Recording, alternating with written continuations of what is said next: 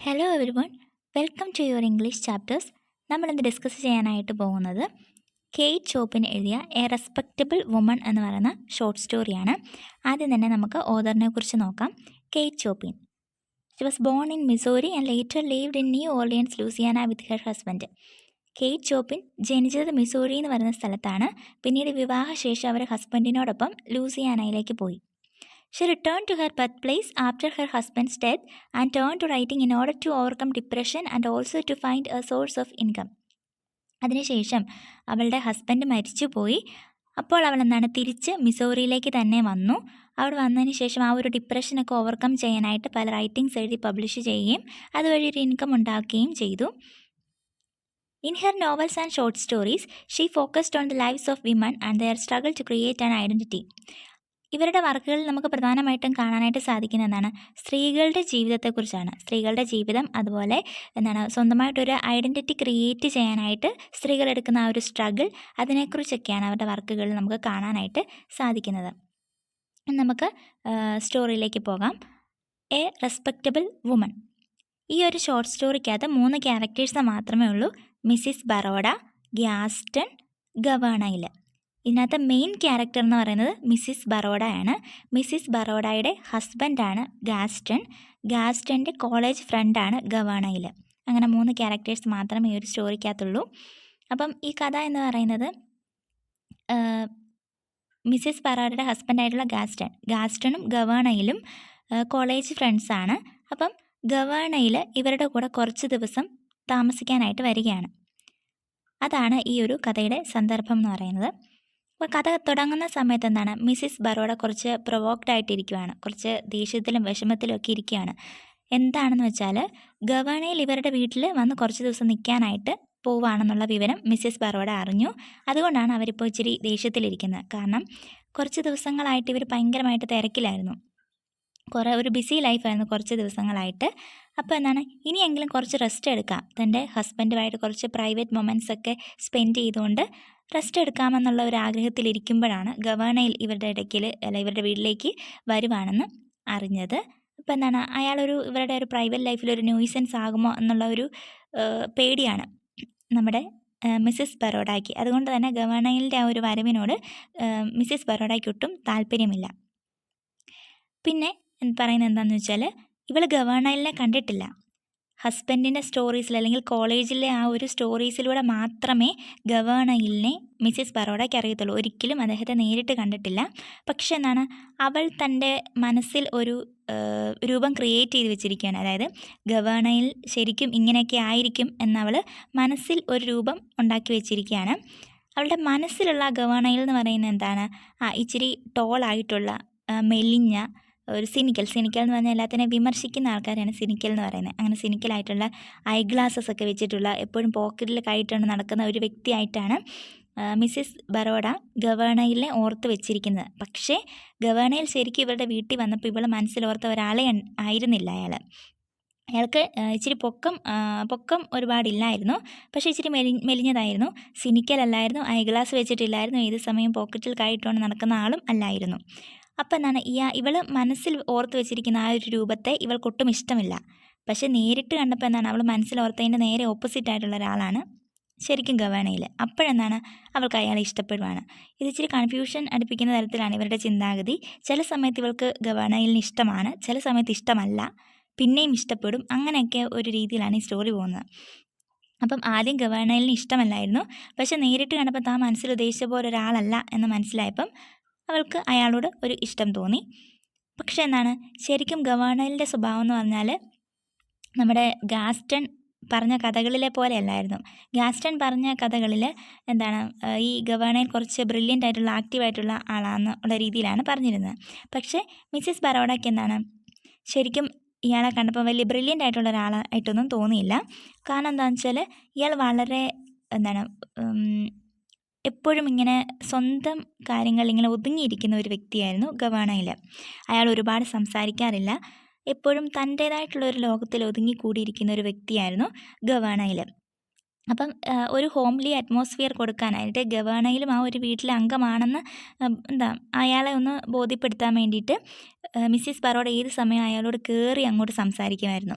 അതുപോലെ ഗാസ്റ്റൺ ആണെങ്കിലും അതിഥിക്ക് കൊടുക്കേണ്ട എല്ലാവിധ മര്യാദകളും കൊടുത്തുകൊണ്ടാണ് സംസാരിച്ചുകൊണ്ടിരുന്നത്. പക്ഷെ അയാൾ പറയുന്നതെല്ലാം ഇവർ രണ്ടും പറയുന്ന കാര്യങ്ങൾ കേട്ടുകൊണ്ടിരിക്കും, തിരിച്ച് ഒരുപാട് സംസാരിക്കാറില്ല. പിന്നെ അങ്ങനെ എപ്പോഴും ഒതുങ്ങിയിരിക്കുന്ന ഒരു റിസർവ്ഡ് ആയിട്ടുള്ള ഒരു നേച്ചറായിരുന്നു ഗവേണയിലുള്ളത്. ആ ഒരു സ്വഭാവം ഈ മിസ്സിസ് ബറോഡയ്ക്ക് ഇഷ്ടപ്പെട്ടില്ല. ഇത് നമ്മുടെ ഗാസ്റ്റൺ പറയുന്നുണ്ട് ഫിഷിങ്ങിന് പോകാം, അതുപോലെ ഹണ്ടിങ്ങിന് പോകാം, അങ്ങനെയൊക്കെ ഓരോ കാര്യങ്ങളും ഗവേണയിലിനോട് പറയുന്നുണ്ട്. പക്ഷേ ഗവേണയിൽ ഇതിനൊന്നും ഒട്ടും താല്പര്യമില്ല. അയാൾ എപ്പോഴും ഒരു സ്മോക്ക് ചെയ്തുകൊണ്ട് ഏതെങ്കിലും ഒരു സ്ഥലത്ത് ഇങ്ങനെ ഇരിക്കും. എന്തായാലും ഗവേണയിലിൻ്റെ ഈ ഒരു സ്വഭാവം മിസ്സിസ് ബറോഡയ്ക്ക് ഒട്ടും ഇഷ്ടമില്ല. ഇങ്ങനെ എപ്പോഴും ഇങ്ങനെ ഒറ്റപ്പെട്ട് ഒരുപാട് സംസാരിക്കുകയൊന്നും ചെയ്യാതെ ഇങ്ങനെ ഇരിക്കുന്നത് അവൾക്കൊട്ടും ഇഷ്ടമില്ല. കാരണം ഇവൾ ഒത്തിരി അങ്ങോട്ട് കയറി സംസാരിക്കുന്നുണ്ട്. പക്ഷെ അയാൾ അതത്ര വലിയ കാര്യമാക്കുന്നില്ല, പറയുന്നതെല്ലാം കേട്ടുകൊണ്ടിരിക്കുന്നതല്ലാതെ തിരിച്ചൊരു റെസ്പോൺസ് അയാൾ കൊടുക്കുന്നില്ല. അതുമല്ല, ഇവൾക്ക് ഇഷ്ടപ്പെടാതിരിക്കാൻ മാത്രം മോശമായിട്ടൊന്നും ഗവേണയിൽ ചെയ്യുന്നുമില്ല. ഇവളോട് മോശമായിട്ട് പെരുമാറുകയോ സംസാരിക്കുകയോ അങ്ങനെ ഒന്നും ചെയ്യുന്നില്ല. വെറുതെ മിണ്ടാതെ മര്യാദയ്ക്കിരിക്കുന്നു, അത്ര മാത്രമേ ഉള്ളൂ. ഒരു സ്ത്രീക്ക് കൊടുക്കേണ്ട എല്ലാ ബഹുമാനങ്ങളും മര്യാദകളും എല്ലാം കൊടുത്തിട്ടാണ് ഗവേണയിൽ മിസ്സിസ് ബറോഡ അടുത്ത് നിൽക്കുന്നത്. പക്ഷെ ഇവൾക്ക് അങ്ങനെയൊന്നും വേണമെന്നില്ല. ഇവൾ നല്ല സംസാരിച്ച് എപ്പോഴും ഒരു ജോളിയായിട്ടിരിക്കുന്ന ഒരു മനുഷ്യൻ, അങ്ങനെയാണ് ഇവൾ ആഗ്രഹിക്കുന്നത്. പിന്നീട് മിസ്സിസ് ബറോഡ ഇയാളുടെ ഒരു സ്വഭാവത്തെക്കുറിച്ച് ഗാസ്റ്റണുമായിട്ട് സംസാരിക്കുന്നുണ്ട്. അപ്പം ഗവേണയിൽ എന്നാണ് തിരിച്ച് നാട്ടിലേക്ക് പോവുക എന്നൊക്കെയുള്ള രീതിയിൽ മിസ്സിസ് ബറോഡ ഗാസ്റ്റോണോട് സംസാരിക്കുന്നു. അപ്പോൾ ഗാസ്റ്റൺ പറയുന്നത് അയാളിപ്പം വന്ന് കയറിയതല്ലേ ഉള്ളൂ, അപ്പം പെട്ടെന്ന് ഇങ്ങനെ തിരിച്ചു പോകുന്നതിനെക്കുറിച്ചുള്ള കാര്യം എന്തിനാണ് ചോദിക്കുന്നത്, അയാൾ മോശമായിട്ടുള്ള രീതിയിൽ പെരുമാറുന്നൊന്നും ഇല്ലല്ലോ, അങ്ങനെ ഒരു തരത്തിൽ ഗാസ്റ്റൺ തിരിച്ചും സംസാരിക്കുന്നുണ്ട്. എന്നിട്ട് അയാൾ പറയുന്നുണ്ട് ഗവേണയിൽ ജേർണലിസ്റ്റാണ്. അയാളൊരു ടൗണിൽ ജനിച്ച് വളർന്ന വ്യക്തിയാണ്. അപ്പം ഭയങ്കര ഒരു ബിസി ലൈഫാണ് അദ്ദേഹത്തിന്. അപ്പം അതിൽ നിന്നൊക്കെ കുറച്ച് റെസ്റ്റ് എടുക്കാൻ വേണ്ടിയിട്ടാണ് ഗാസ്റ്റൺ ഗവേണയിലെ തൻ്റെ ഒരു വീട്ടിലേക്ക് വിളിച്ചത്. അപ്പോൾ ഗാസ്റ്റണൊക്കെ താമസിക്കുന്ന കുറച്ച് ഗ്രാമപ്രദേശത്താണ്. അവിടെ അവർക്ക് സ്വന്തമായിട്ട് ഷുഗർ പ്ലാന്റേഷനൊക്കെ ഉണ്ട്. അവിടെയാണ് ഇവർ മനസ്സമാധാനമായിട്ടുള്ളൊരു ജീവിതമാണ്. അപ്പം ആ ഒരു പീസ്ഫുൾ ആയിട്ടുള്ള ലൈഫ് എൻജോയ് ചെയ്യാൻ വേണ്ടിയിട്ട് കൂടിയാണ് ഗവേണയിലെ ആ ബിസി ലൈഫിൽ നിന്ന് കുറച്ച് ഒരു സമാധാനം കിട്ടാൻ വേണ്ടിയിട്ടൊക്കെയാണ് ഇവരുടെ വീട്ടിലേക്ക് വിളിച്ചു വരുത്തിയത്. അപ്പം മിസ്സിസ് ബറോഡ അപ്പോൾ പറയുന്നുണ്ട്, നിങ്ങളുടെ ഫ്രണ്ട് നിങ്ങൾ പറഞ്ഞ കഥകളിലെ പോലെ ബ്രില്യൻ്റ് ആയിട്ടുള്ള ഒരാളൊന്നും അല്ല, അയാൾ മറ്റുള്ള ആൾക്കാരെ പോലെ അല്ല എന്നൊക്കെ പറയുന്നുണ്ട്. അപ്പം ഗാസ്റ്റൺ പറയുന്നു, നീ എപ്പോഴും എന്തിനാണ് അദ്ദേഹത്തിൻ്റെ അടുത്ത് പോയി ഇങ്ങനെ ബഹളം വെക്കുന്നത്, അദ്ദേഹം എവിടെയെങ്കിലും സമാധാനമായിട്ട് ഇരുന്നോട്ടെ എന്നുള്ള രീതിയിൽ സംസാരിക്കുന്നു. അപ്പം മിസ്സിസ് ബറോഡയ്ക്ക് ദേഷ്യം വരുന്നു. ദേഷ്യം വന്നിട്ട് കുറേ ഷൗട്ട് ചെയ്യുന്നു, തിരിച്ച് അയാളുമായിട്ട് തർക്കിക്കുന്നുണ്ട്. എന്നിട്ട് പറയുന്നു, പിറ്റേ ദിവസം ഗവേണയിലെ നാട്ടിലേക്ക് തിരിച്ചു പോവുകയാണ്. അപ്പോൾ ഇനി അയാൾ പോയ ശേഷം എന്നെ വിളിച്ചാൽ മതി, നാളെ രാവിലെ ഞാൻ ടൗണിലേക്ക് പോകും, അവിടെ അവളുടെ ഒരു ആൻറ്റിയുടെ വീടുണ്ട്, അവിടേക്ക് പോകും, ഗവേണയിൽ പോയി കഴിയുമ്പോൾ പറഞ്ഞാൽ മതി, എന്നിട്ട് ഞാൻ തിരിച്ച് വീട്ടിലേക്ക് വരൂ എന്ന് പറഞ്ഞിവൾ ഇറങ്ങിപ്പോന്നു.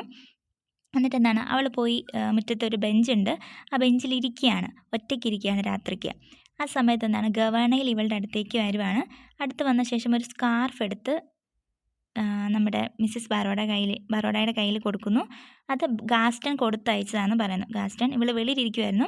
അപ്പോൾ ഗാസ്റ്റൺ ഒരു സ്കാർഫ് ഗവേണയിലിൻ്റെ കയ്യിൽ ഇവൾക്ക് കൊടുക്കാനായിട്ട് കൊടുത്തു വിട്ടു. അയാളത് അവൾക്ക് കൊടുത്തു. എന്നിട്ട് അവിടെ ഇരുന്ന് എന്തോ ഒരു ലൈൻസൊക്കെ പാടുന്നുണ്ട്. അത് കഴിഞ്ഞ് പതിവില്ലാതെ ഗവേണയിൽ മിസ്സിസ് ബറോഡയോട് സംസാരിക്കാനായിട്ട് തുടങ്ങുവാണ്. ഗാസ്റ്റണും ഗവാനയിലും കോളേജിൽ പഠിച്ചിരുന്ന സമയത്തെ കഥകളൊക്കെ മിസ്സിസ് ബറോഡയോട് പറയാനായിട്ട് തുടങ്ങി. അപ്പോൾ ഇവൾ ആകെ എക്സൈറ്റഡായി. അത് മാത്രമല്ല, ആ ഒരു സമയത്ത് ഇയാളുടെ സംസാരവും ഇയാളോടുമൊക്കെ മിസ്സിസ് ബറോഡയ്ക്ക് പ്രത്യേക ഒരിഷ്ടം, ഒരു ഫിസിക്കൽ അട്രാക്ഷനൊക്കെ അയാളോട് തോന്നുകയൊക്കെയാണ്. അപ്പോൾ അത്രയും നേരം ഇഷ്ടമില്ലായിരുന്ന ഒരു വ്യക്തിയോട് പെട്ടെന്ന് ഒരു ഫിസിക്കലി ഒരു അട്രാക്ഷനും ഇഷ്ടവും ഒക്കെ അവൾക്ക് തോന്നുവാണ്. അപ്പോഴാണ് പെട്ടെന്ന് അവൾക്കൊരു ചിന്ത വരുവാണ്, അയ്യോ ഞാൻ എനിക്കൊരു ഹസ്ബൻഡുണ്ട്, ഞാൻ ഒരിക്കലും അങ്ങനെ ചിന്തിക്കുന്നത്, മറ്റൊരാളെ അല്ലെങ്കിൽ മറ്റൊരു പുരുഷനോട് എനിക്ക് ഇങ്ങനെ ഒരിക്കലും തോന്നാൻ പാടില്ല എന്നുള്ളൊരു ചിന്ത അവൾക്ക് പെട്ടെന്ന് വരികയും അവൾ പെട്ടെന്ന് അവിടുന്ന് എണീറ്റ് പോവുകയും ചെയ്യുന്നു. പിറ്റേ ദിവസമായപ്പോഴെന്താണ് രാവിലെ തന്നെ ഗാസ്റ്റൺ എണീക്കുന്നതിന് മുമ്പ് തന്നെ മിസ്സിസ് ബറോഡ ടൗണിലേക്ക് പോയിരുന്നു. പിന്നീട് ഇയാൾ തിരിച്ച് വന്നതിന് ശേഷമാണ്, അല്ലെങ്കിൽ ഗവേണയിൽ അയാളുടെ വീട്ടിലേക്ക് മടക്കി പോയതിന് ശേഷമാണ് മിസ്സിസ് ബറോഡ വീട്ടിലേക്ക് വരുന്നതും. അതിനുശേഷം എന്താണ് ഗവാണയിലിനെ ഒരു വട്ടം കൂടെ വീട്ടിലേക്ക് വിളിക്കണമെന്ന് ഗാസ്റ്റൺ പറയുന്നുണ്ട്. പക്ഷേ മിസ്സിസ് ബറോഡ അതിനെ എതിർക്കുവാണ്.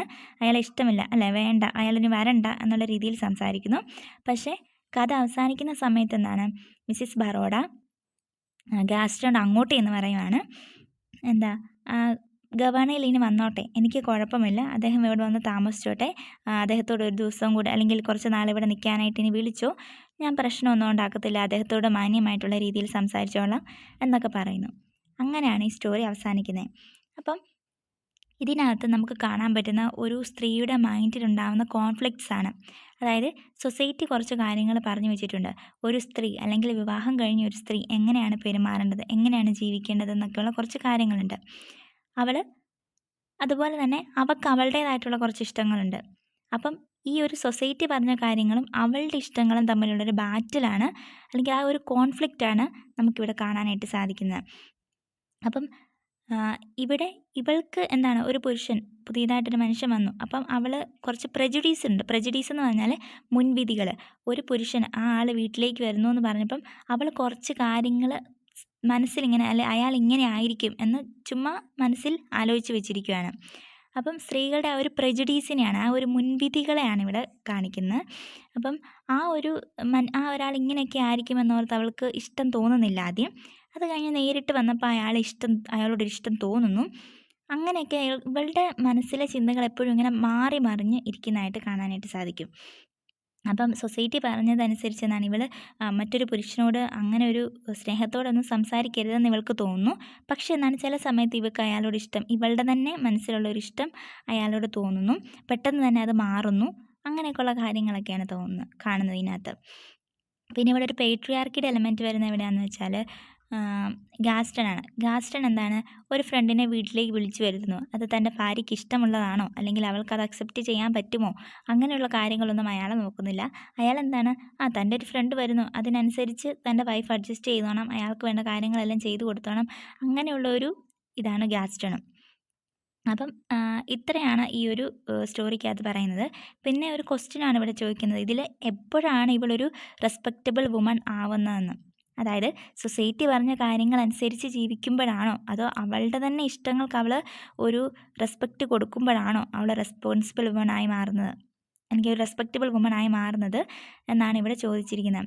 അത്രയും നേരവും എന്താണ്, അവൾ വളരെ കോൺഫ്ലിക്റ്റാണ് മനസ്സിൽ, എങ്ങനെയാണ് ഒരാളോട് പെരുമാറേണ്ടതെന്നുള്ള രീതി, ഒരു കൺഫ്യൂഷനാണ് അവൾക്ക്.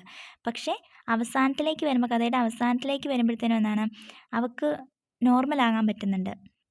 ആ ഒരു കോൺഫ്ലിക്റ്റിൽ നിന്നും അവൾക്ക് എസ്കേപ്പ് ആയിട്ട് വരാനായിട്ട് സാധിക്കുന്നുണ്ട്. അവസാനം അവൾ നോർമലാകുന്നു. അപ്പം ഗവാണയിലിനോടൊരു ഫിസിക്കൽ അട്രാക്ഷൻ തോന്നുമ്പം അത് തൻ്റെ ഹസ്ബൻഡിനോട് അത് ഓപ്പണായിട്ട് പറയണമെന്ന് പോലും അവൾക്ക് തോന്നുന്നുണ്ട്. അപ്പം എന്താണ്, ഈ കഥയുടെ അവസാനമാണ് ഇവൾ ശരിക്കും റെസ്പെക്റ്റബിൾ വുമൺ ആവുന്നത്. കാരണം അവൾക്ക് തന്നെ ഒരു റെസ്പെക്റ്റ് കൊടുക്കുന്നുണ്ട്, ഒരു സെൽഫ് റെസ്പെക്റ്റ് അവൾ കൊടുക്കുന്നു. അവൾക്ക് ഇഷ്ടമുള്ള കാര്യങ്ങൾ നോർമലായിട്ട് അവൾക്ക് ചെയ്യാനായിട്ട് സാധിക്കുന്നു. അപ്പോൾ അവളൊരു നോർമൽ വുമൺ ആവുകയും ചെയ്തു. ഇതാണ് ഈ ഒരു സ്റ്റോറി എന്ന് പറയുന്നത്.